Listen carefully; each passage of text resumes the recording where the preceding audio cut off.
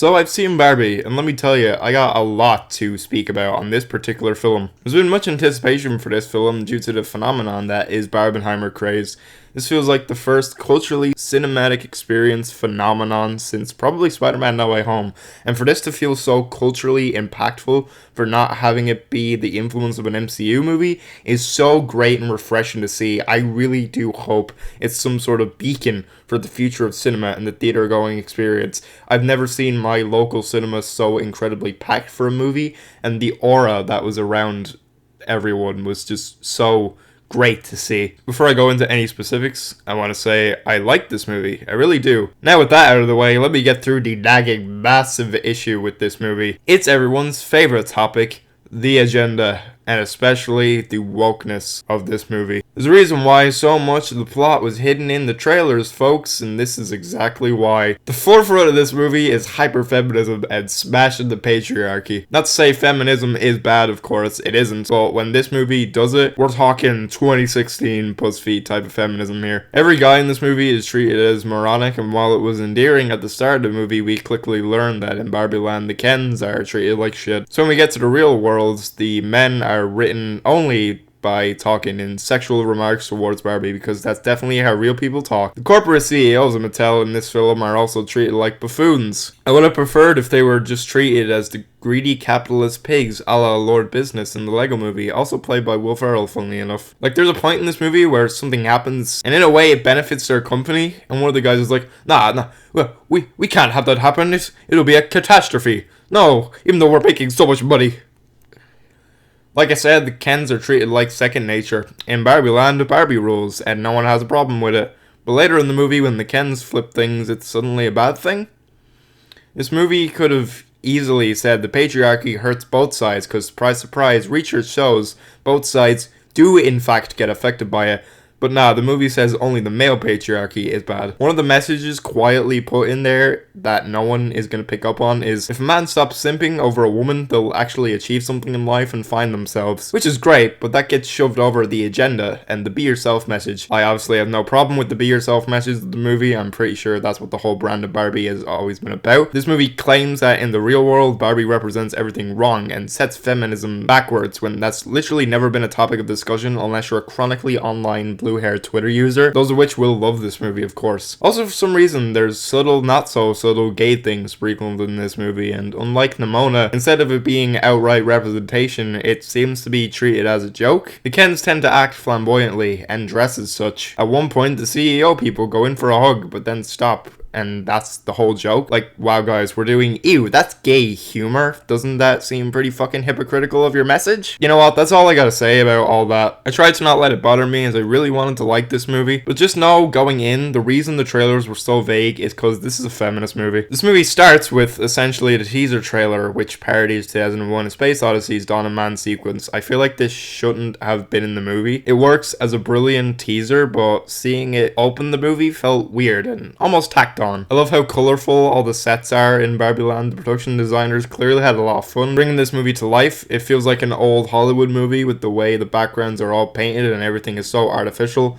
It was a nice callback to stuff like that. This is such a weird mainstream movie. It's so incredibly hyper camp, which I love. I do love how camp and fun this movie is and how unserious it takes everything. Then Barbie has her little Truman Show moment where all the perfectness of Barbie Land starts crumbling and she has to travel to the real world to fix things. The movie establishes some rules. So Barbie Land is there, and then there's the real world. We're shown in a diagram that they look just like two countries next to each other. There's no portal to the real world, only a transportation methods, which is really creative in fairness. I like what they do with it. The cinematography there is really cool, and the editing makes it for a very smooth transition. They establish that each Barbie has an owner that plays with them, and that's why everything in Barbie World happens. But if that's the case, then how come Barbie just gains this sentience and goes on this little adventure? No one's controlling her there. Maybe it would have been a cool little fourth wall break if at the end of the movie we seen Greta Gerwig playing with fucking Barbie dolls. But I guess, you know, it's one of those where, oh, one of the characters suddenly gains sentience, so now they can make up rules and do whatever they want for the sake of the plot. But not in a way that feels like the writers don't know what they're doing, of course. The movie does establish some rules, but I feel like this movie takes itself so incredibly unseriously that you kind of forgive it when it breaks them. Unlike like in some other movies, but because this is so goofy and silly, it gets away with it easily. The real world characters in this movie are fine. It's a mother and daughter dynamic because it's a Greta Gerwig movie, so naturally it is. The child is so incredibly annoying and of course not written like a real teen and just spouts pandering garbage. Greta, how the fuck do you go from Ladybird to this, seriously? I will say the performances were fun to watch and everyone had a lot of fun in their roles, clearly. The only genuinely atrocious, awful piece of shit bit of acting was from some fucking singer. Like, she has one line in the movie and that was the best take, really? Margot Robbie is pretty great as an on-screen live-action Barbie, of course. We knew she would be. She really embodies the character so incredibly well. She has a lot of fun in the role. It's not much else to her, but I guess that's the point of her specific Barbie. They kind of explain how every Barbie in the movie has their own little role, which coincides with the actual Barbie dolls in real life, which was a pretty cool nod to it. There is a lot of nods to the actual toys itself. All of the clothes that the Barbie wears are actual clothes that have been on the dolls. A lot of the sets in Barbie Land are, I guess, real toy sets. They make that apparently clear without it seeming too much like an ad. It's like, in terms of movies based on toys, you would get like how the Lego movie is above this, being absolutely not it feeling like a commercial at all, and then Barbie would be a little bit lower. How you can tell they're kind of trying to sell some stuff to you, but they still want to make a good movie out of it too. Ryan Gosling is an absolute scene stealer. While I don't like how Ken is portrayed in this movie, Ryan Gosling plays it so well. He does camp so good, and you can tell he's having fun doing it. I love the little homage they do with Ken in the real world that is ripped straight from Playtime. It was a really loving homage to see here. He's unfortunately turned into the pseudo villain of this movie, which really sucks, but Ryan Gosling playing a douchebag Ken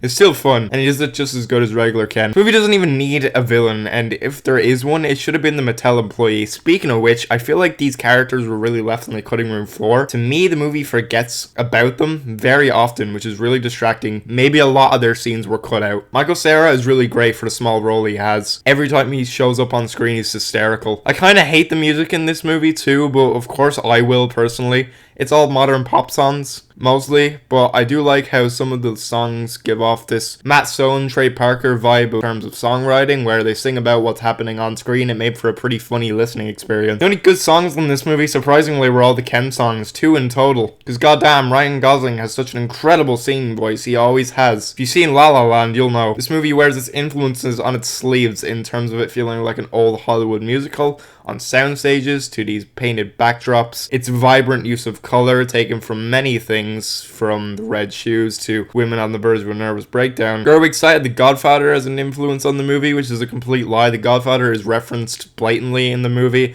and when it's used as a really cheap, unfunny joke. But you can tell Gerwig had some control in bringing these homages to life. I already mentioned the nods to Tati earlier. This movie is great, all things considered. It's fun, it's camp. I think some kids will like it. Some might not, because whenever the woke shit started happening, kids would start talking or running along the aisles or getting up to leave and come back. Actually, a lot of people left and came back during those preachy scenes, so hey Hollywood, stop putting this shit in your movies, please. I'm giving Barbie 4 stars, all things considered. It's enjoyable and fun.